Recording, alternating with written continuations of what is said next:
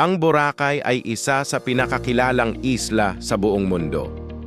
Isang paraiso na nagbibigay sigla sa mga pangarap ng bawat manlalakbay. Ngunit bago pa ito makilala bilang paraiso, ito ay tahanan ng mga katutubong ati na siyang unang yumakap sa kagandahan ng islang ito. Ang salitang Boracay ay may magandang pinagmulan.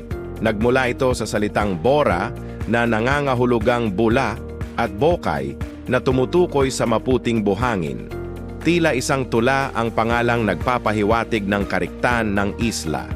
Noong dekada 70, unang nadiskubre ng mga turista ang tagong ganda ng Boracay. Parang isang hiyas na matagal na nakatago. Unti-unting nabuksan sa mundo ang mga lihim nitong kagandahan.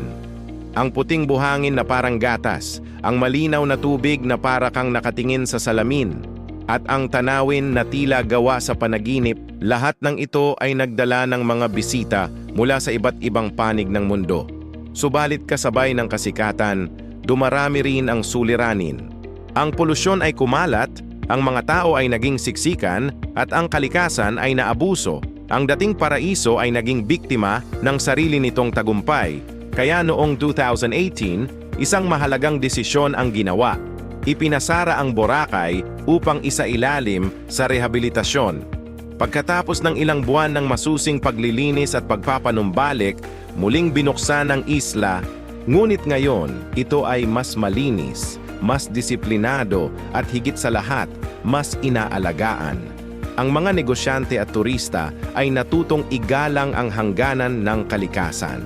Ang Boracay ngayon ay hindi lamang isang magandang tanawin o destinasyon ng bakasyon. Ito ay isang buhay na alaala ng ating kultura, isang simbolo ng pangangalaga sa kalikasan at patunay na may pag-asa pa para sa ating kapaligiran kung tayo ay magtutulungan. Sa bawat alon na humahampas sa baybayin, sa bawat paglubog ng araw sa makukulay na kalangitan, at sa bawat ngiti ng mga batang ati na naglalaro sa buhangin, nariyan ang kwento ng Boracay, isang kwento ng pagbabago, pag-asa at pagmamahal sa kalikasan. Kaya sa mga dadayo sa Boracay, tandaan na ang bawat hakbang natin ay may bakas sa buhanging ating nilalakaran. Maging responsableng bisita tayo. Igalang ang isla, ang mga naninirahan dito, at ang kalikasan na nagbibigay buhay sa lahat. Salamat sa panonood ng aming dokumentaryo tungkol sa kasaysayan ng Boracay. Kung nagustuhan ninyo ang video na ito, huwag kalimutang mag-subscribe sa aming channel at i-share ito sa inyong mga kaibigan. Sama-sama nating ipagmalaki at pangalagaan ang ating mga likas na yaman.